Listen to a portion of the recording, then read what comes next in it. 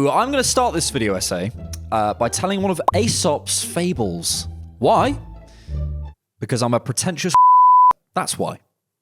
A man and his son set out through their village with a donkey to sell at the market. Let's call them Mikhail, Bikayo, and Kai. Just plucking names out of nowhere. But as soon as they set off, people in the streets start to criticize the man and his boy, no matter what they do with the donkey. When they both walk alongside the donkey, they get asked why they aren't riding it. The man puts his son on the donkey.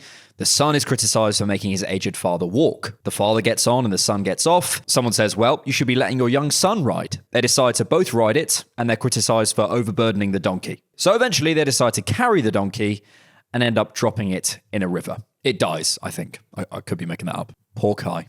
And that ancient wisdom, the relevance of which I promise I will make clear in this video, despite being 2,500 years old, could not be more relevant today with our beloved football club. Our beloved football club that is aging me like milk. 2022, folks. 2022. Right now, I think Mikel Arteta deserves some, I prefer the word critique. Despite a brilliant start, the bar has never been higher to try and win something in the modern era. So we have to look for every last margin in order to win. And therefore today I will critique him, as I always do, when I feel he deserves it. I've heard a lot of opinions, I've read around, I've rewatched the game, and I've got some thoughts, some clarity on how Mikel Arteta and this Arsenal team are perceived, how it's affecting us, where critique is deserved, and maybe where it isn't.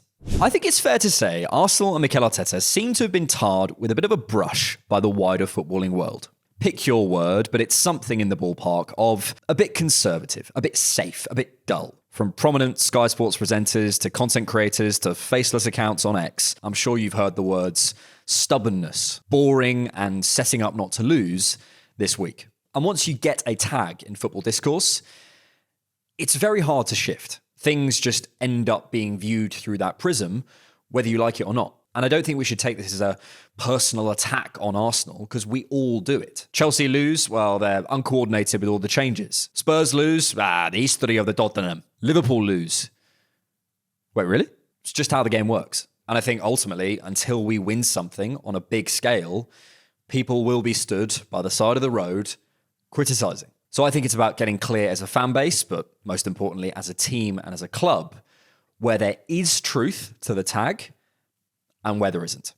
No one can tell me that City game panned out as expected, according to what would have been discussed pre-game. In fact, Mikel has said as much, Pep has said as much. I bet every analyst at both clubs were scratching their heads at full time. You can debate whether we forced them to do that or they decided to do it. Personally, I think it's closer to us forcing them into it than Pep doing away with nearly 20 years of football principles in 3 days, as he said. But it's not black and white, and City are shifting things a bit this year. But regardless of what you think, the game ended with the lowest ever possession in a single match under Pep, the fewest passes attempted in a single Premier League match for City, the most clearances made in a single Premier League match, and the fewest touches in the opposition box in a single match since the start of last season under Pep Guardiola. But here's the question. Did we set up to lose, as that negative tag might be saying?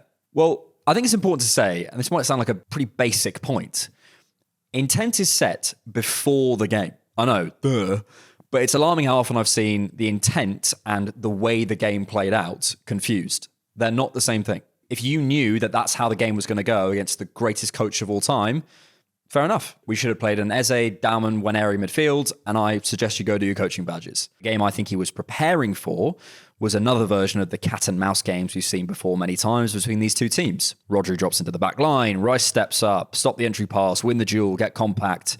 You know the drill. The type of games everyone calls a chess match and says Pep and Arteta are ruining football after. And for that game, I get the intentions. Again, irrespective of what happened. Marino makes more sense than a Waneri for that game, who's currently winning 22% of his ground duels and 33% of his aerials this Premier League season. And it made more sense than starting with an Eze, who has never played in the centre for Arsenal, let alone that his main responsibility would have been dealing with shutting Rodri down. Mikel also alluded to the fact he's adapting to his load being different. Regardless, he would have picked Odegaard if he was available. So the fact we're even having this conversation is a bit of a moot point. Trossard, maybe a touch more to critique there, but I think this is all a bit of a misdirection. But here's the question. Should we be prioritising the out-of-possession stuff so much in these big games? Isn't that inherently negative and a sign that this tag is true? And yeah, I think the tag is true in certain senses, just not in this one. Because up to this point, it's got results. Name a time he's set up in a big game with, say, Rice, Smith Rowe, Odegaard, or Partey, Vieira, Odegaard or something against the Spurs or Liverpool. He doesn't. And before this season, we went 2 years without losing a game against the Big Six. And I didn't hear anyone complaining before. Do we need to change that now? Possibly. But the record is we've got more tight in these big games, we've got more solid, and we've won. And even if you somehow think Mikel should have known exactly what was going to happen, he reacted. And he reacted more emphatically and earlier than I've ever seen him do. Mikel has made a double attacking substitution at half-time twice in his Arsenal career. Once in April and once last Sunday. So something is shifting. And at one point, we had Waneri, Gyökeres, Saka, Martinelli, Eze, Rice, and Calafiori basically camped in their box with 3 players protecting us. Is this bit classic conservative Mikel being too negative? For me, I just think it's a bit of a red herring and comes from the prism of the tag. Prism of the tag would be a terrible band name, by the way. However, that all said, here comes the critique. The tag isn't based on nothing, even if I disagree with some of the application. But there's a reason it's stuck around as Bukayo sits on his donkey. And annoyingly, Jamie Carragher had it right after the game. Arsenal have a creative issue. Look, it's early. We've had massive changes to the lineup. We've had the hardest start, but this needs to change. We are below Everton and Crystal Palace in 6th for non-penalty XG, and set pieces make up over half of that XG, according to Opta Analyst. Set pieces do count, to be clear, but the open play stuff is a bit of a concern. We are 12th for shots on target, below Wolves, who are bottom on 0 points. We are 8th for XG per shot. Timber and Calafiori are our 2nd and 3rd highest individuals in terms of XG created. There is some encouragement. Our goal-creating actions are second only to Liverpool, but by all the metrics you measure creativity, it's not looking good. Again, I'm not sounding the alarm bells just yet. It's 5 games in. We've been without Saka and Havertz and Odegaard, but this is something we need to address. And for me, this isn't about Marino or Trossard or one individual thing. This is an overall thing. For example, on Sunday, if it was based on the lineup, why would the running XG show that we created exactly the same amount of XG in the first and second half, albeit less consistently in the first half, because City sat in the second? Why would our overall creative numbers, no matter the lineup, no matter who's injured over the last couple of seasons, show room for improvement? This is a problem over a much bigger sample. And something that slightly annoyed me was Mikel spoke this week about being surprised at the reaction to the game and made a slightly sarcastic comment about he will learn to view the game differently because we dominated it. He could just be directing the narrative in a different way, but he chose to focus on how we dominated the game. And fine, we did. It's not the point, though. He knows this privately, but if your team are camped in the opposition box for 45 minutes and you create basically nothing, there is a problem. We've spoken so much on this channel about our creativity issues over the years, and I'm not going to relitigate loads of it. It also goes up and down. There are games where we feel it less, of course. There's sort of periods of seasons where I go, oh, we cracked it. But it always seems to come back. And I guess with the nature of this tag, the nature of this team, it will be a question mark on this Arsenal side till we get over the line. But I want to talk about 2 specific things today that I think could help. And I'd love to hear your thoughts in the comments below.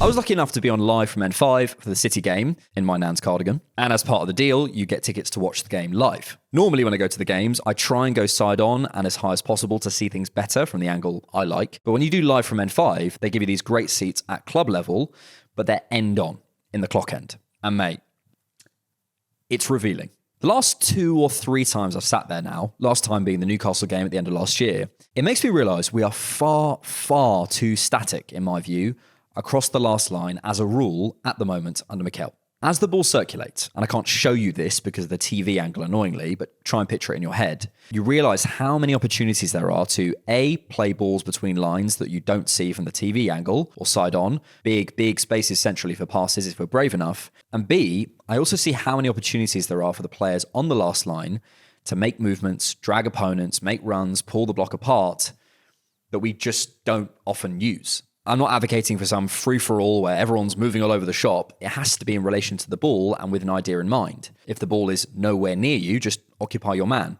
But say the ball comes over to either side, 9 times out of 10, I'm seeing only really the dynamic movements from the fullbacks, nothing inside. And I think that has to change. And then when we do make the off-the-ball movements, I don't think we exploit the spaces that we do create well enough. I'm going to praise Victor Gyökeres here.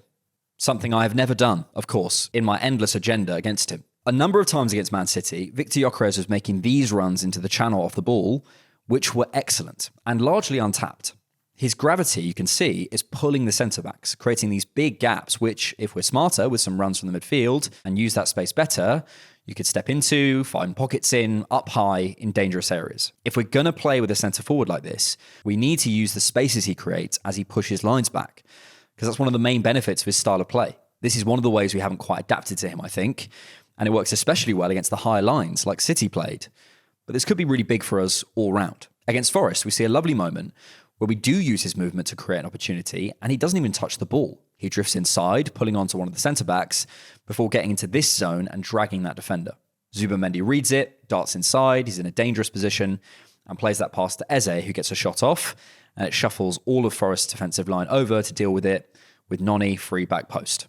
The domino happens thanks to the run. One of the few shooting opportunities we had against Liverpool came from this type of movement as well. Timber finding Marino, Gyökeres is already on his bike. Marino finds him, and then Timber smartly recognises the space that has been created for him to step into and gets a free shot, before Calafiori also has a shot that goes wide. That's almost 20% of our 11 shots that day from one movement. It's not always about finding Gyökeres himself, it's about using the space that he creates. We talk a lot about, well, we've got to put more balls into the channel for him. And I think we probably do, but this is also part of it. We have whatever you think of him, and if you spend too much time online, that's the greatest striker in the world or a man playing in Timberlands, Chaos Dragon, who in certain contexts creates space.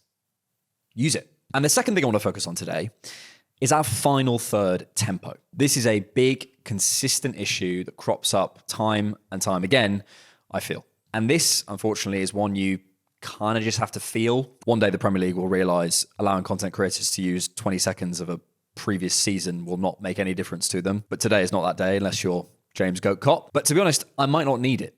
You probably know what I'm referring to. This little moment really stood out to me on Sunday. We've had some slow, settled build-up. Then we've manipulated the block. We find Trossard, who turns smartly and plays a nice pass out to Timber. Look at this situation. We've got an opportunity with a 4v4, possibly even a 5v4 in our favour. They're running backwards. It's not the best control from Timber. That can happen. He can't go forward. But by the time he plays the ball to Madueke, it's been 8 seconds since Trossard passed the ball. He's had 6 touches, and Man City have recovered. Then Madueke takes 4 touches here. Marino pauses on it. Again, look at that City shape that Noni has manipulated. There's something to exploit there if you went quicker and you put the ball at risk. Maybe a 1-2 off the last line with Timber. But he goes back to Gabriel. Gabriel steps forward, 4, 5 touches. I count 3 runners willing to go beyond here. Tempo dropping. Noni even does run, but he delays and delays, goes back to Rice. He has 3 or 4 touches. We go back. I'm just bringing up screenshots and going, this is bad. It's not really analysis. And until Scott Willis invents a final third tempo metric, please, Scott, I guess this is hard to quantify. But no one watching this, anyone who's seen 5 Arsenal games, knows what I'm talking about. It's all kind of probe, provoke, put your foot on it. Oh, let me just recycle a lot of the time. And when you play more on the edge of a game, which I can only really describe by going pass, pass, pass, as opposed to pass, settle, pass, settle. You not only get a rhythm which lifts the energy of the crowd and raises our collective concentration, but you shift defenders, you create panic, you open gaps, you open up pockets of space, you split shapes, and ultimately, you create chances, which is what we need to do. There's 2. I'd love to hear more. We've discussed other stuff before, many times, the left-hand side, the central access, the balls into the channel, whatever. But whether you personally think, no, you're totally wrong, Alex, it's the decision-making or it's the transitions, whatever it is, ultimately we all agree or can't disagree, the numbers don't lie. And the sample's now too big to just blame individual selections. This is an issue for Mikel. Teams have been on the pragmatic side before and won things. There are reasons to be pragmatic that I understand and have explained today. That line is blurry and complex, but it's about keeping the pragmatism where it's suitable and not allowing it to seep into other areas where it just doesn't need to. Okay, if you've watched me for long enough, you know I hate moaning. For me, it's solutions, not problems. Always. We're 7 games into the season. He's got a new team with 8 new squad members, 9 if you include Dauman, and he's got a team that's been decimated by injuries with this ridiculous stat of a new person getting injured every single game. I've seen conversations this week that feel like crisis talks after a 1-1 against the greatest coach of all time. We are second in the league, and we've had the hardest start, I think. Don't come at me with that Opta thing about United. That didn't take into account where the game was. We have 99 points to play for. So, calma, to some degree, yeah. But there is a key point here. I started this video with one of Aesop's fables because I'm a pretentious yes. But joking aside, the moral of that story is basically you can't please everyone, so don't try. Focus on yourself. And I like that. People will criticize. They will misunderstand. That's just the nature of the beast. So don't waste energy fighting it. Until we win something, as I said earlier, we will have this tag. So we can try spend time fighting and trying to get everyone on the outside to understand everything and realize where they're wrong about us, or we can spend time clarifying what the issue is for ourselves and putting it right. I know what I'd choose. And I did love a phrase Mikel had in his presser. I accept. We have to accept. Because of the position we are, every loss this year, to some degree, is going to feel like this. I just said loss. Freudian slip. We drew. But also, I don't think the point of that fable is become an impermeable stick who no one can critique. Everyone on the outside is wrong. You are always right. It's about finding this balance between bending and sticking to what you know. I mean, I haven't asked Aesop. He's very dead. But I suspect that's what he means. This tag is there for a reason. Where is it true? And where is it not true? The people at the side of the road aren't always wrong. Why are you carrying a donkey? And Mikel is self-reflecting, listening where necessary, even if he is spiky at points. In his Port Vale presser, he said, I respect everybody's opinion, and if I can see and learn something that I haven't seen, I'm more than happy to do so. In a recent interview with Ali McCoist, he said, we have margins everywhere. I see margins of improvement. After the City game, he was saying we need to do better for Gyökeres, stating we have to provide more for him. That's it.